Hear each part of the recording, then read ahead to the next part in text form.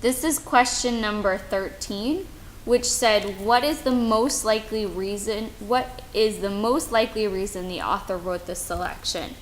Most likely reason is another way of saying, why did the author write this? And to answer that, I've got to think about what this passage is about. And so, I'm going to go use my annotations to help me. It tells me about wetland conservation and a student group. It then tells me how Tantramar Wetlands got started. It tells me about what wet heads do. On the back, it tells me that wet heads teach others and the number of people that they teach.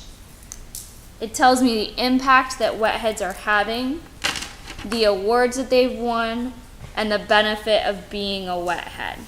And so the majority of this passage is about the volunteers, the wet heads. And so I need to find an answer choice that talks to me about those volunteers. And there's actually only one answer choice that talks about the volunteers, which is answer choice D.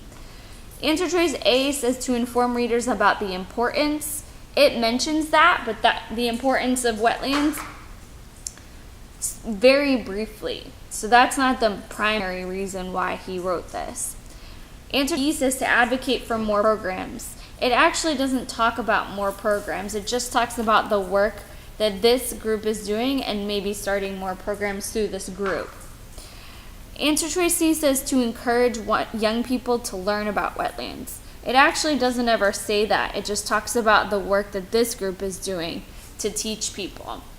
And so answer choice D is the best answer for this question, to highlight a group of volunteers who help maintain wetlands.